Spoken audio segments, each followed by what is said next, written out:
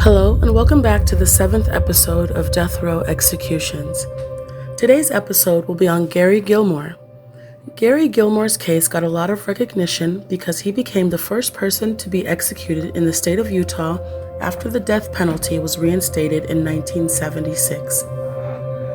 He was also the only person executed in Utah in the year 1977. Gary Mark Gilmore was born on December 4, 1940 in Texas to Frank and Bessie Gilmore.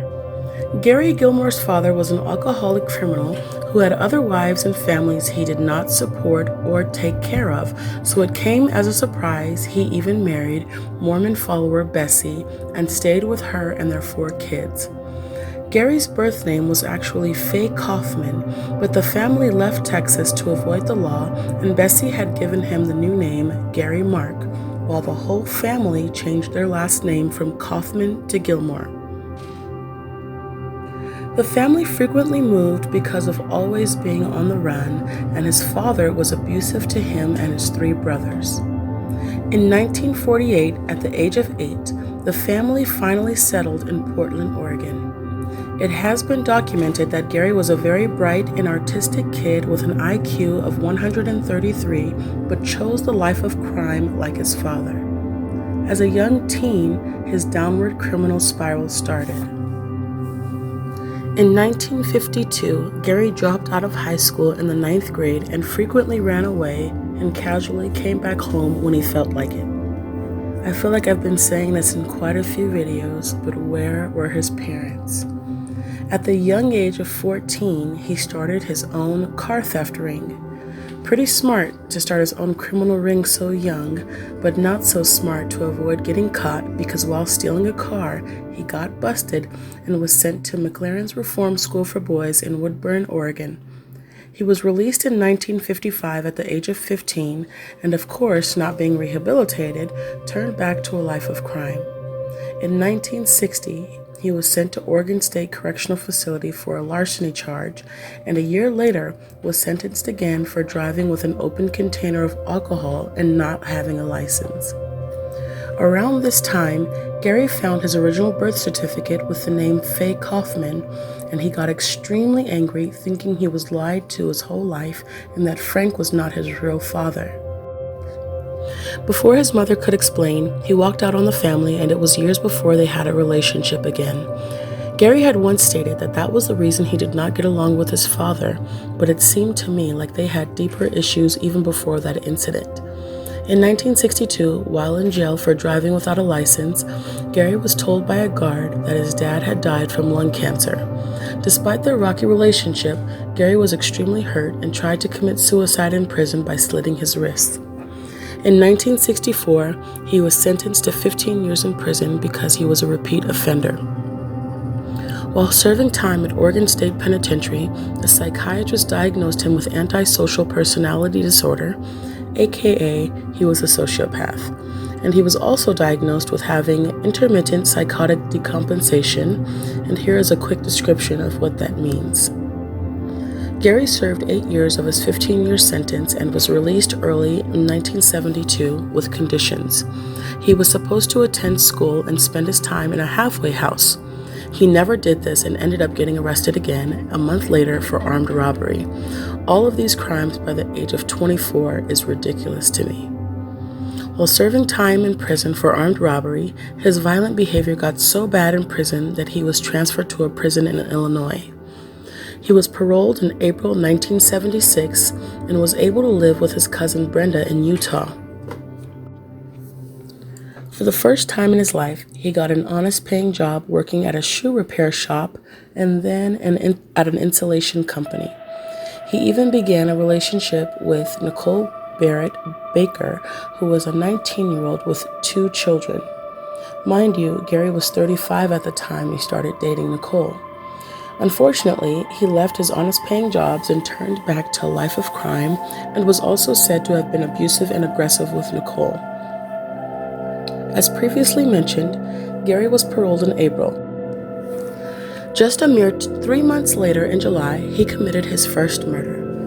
On July 19, 1976, Gary left his car at a repair shop to be fixed and later went into a gas station with the intention of robbing it. He tied up employee Max Jensen, and despite Max complying with every demand, Gary still shot him in the back of the head, killing him. The very next night, on July 20th, Gary went to a motel and killed the motel manager, Benny Bushnell.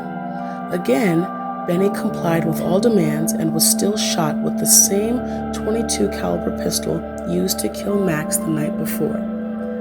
Sadly, both men had families and newborns, so their wives were left all alone over a simple petty theft that could have completely had a different ending. After the second murder, Gary tried to dispose of the pistol and accidentally shot himself in the hand, which left a blood trail to the car repair shop he had left his car a day earlier. The mechanic, Michael Simpson, witnessed Gary hiding the gun in the bushes, saw the bloody hand, and was able to hear about a shooting at a local motel on the police scanner. He put two and two together and wrote down Gary's car registration and called the police. Gary's cousin Brenda also turned him in after he had phoned her for painkillers and bandages. Gary was soon apprehended without a fight. A few months later, in October of 1976, Gary's trial began. Although he was responsible for two murders, he was only tried for Benny's murder because there were no witnesses for the Max Jensen murder. The trial lasted 2 days and the jury came back with a recommendation of the death penalty. When asked which of the two methods of execution available in the state of Utah he wanted, firing squad or hanging, he replied by saying, "I'd prefer to be shot." The execution was set for the next month on November 15th at 8 a.m. Now for me, this has been my first time hearing of an execution date so close to the verdict, but of course, despite him wanting to die and admitting to his crimes, he did not die until a year later. There were multiple stays of execution, all of which were not initiated or wanted by him. After the first stay of execution, he tried to commit suicide, which was a day after he was supposed to be executed. He tried again to commit suicide in December as well. The American Civil Liberties Union represented him, and Gary went on record saying, "They always want to get him on the act. I don't think they have ever really done anything effective in their lives. I would like them all, including that group of reverends and rabbis from Salt Lake City, to butt out. This is my life, and this is my death. It's been sanctioned by the courts that I die, and I accept that." The day before execution day, Gary had a last meal of steak, potatoes, milk, and coffee, but only drank the milk and coffee. He requested a family gathering. Gary's uncle later said that he smuggled in 3 bottles of whiskey that Gary drank. The next day, Gary was taken to an abandoned cannery behind the prison since there was no real execution building. He got strapped in, and behind him was a wall full of sandbags to catch the bullets. When they asked him if he had any last words, he replied by saying, "Let's do it." The black hood was then placed over his head, and he said, "Let the Lord be with you," in Latin, and the Reverend replied, "And with your spirit." Gary was executed January 17, 1977 at 8:07 a.m. Of the 5 officers in the firing squad, only one is supposed to have the real bullet, but it turned out that he had 5 bullet holes in his clothes.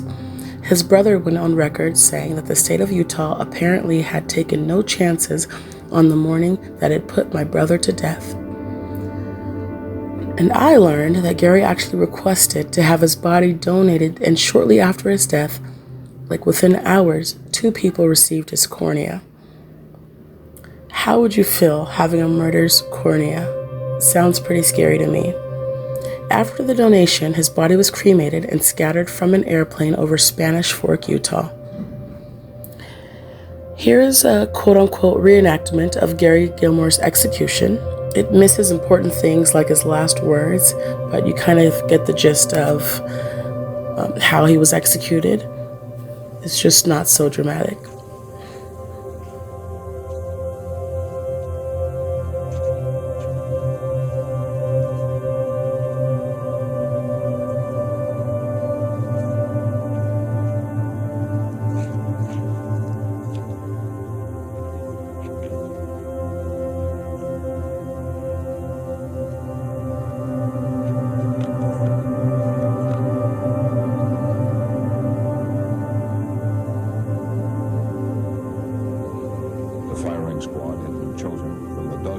marksmen who volunteered.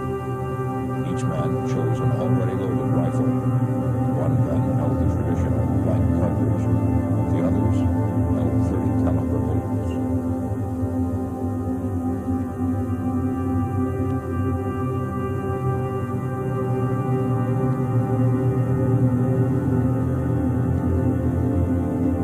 Regarding State of Utah versus Gary Gilmore, number 6405, warrant, State of Utah to the Warden of the Utah State Prison.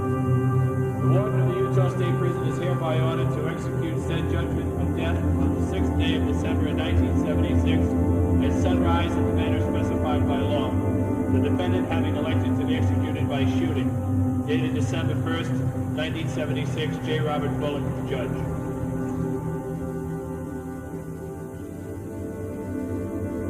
God absolve you from your sins. In the name of the Father, and of the Son, and of the Holy Spirit. Amen.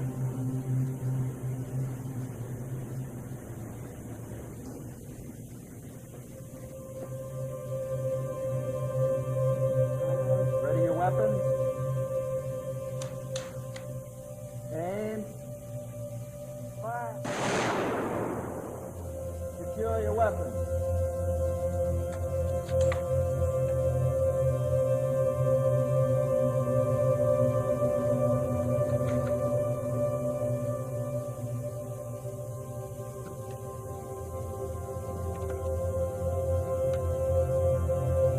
On January 17, 1977, at 8:07 a.m. Mountain Time, after a 10-year moratorium, the taking of a life for a life began again in the United States.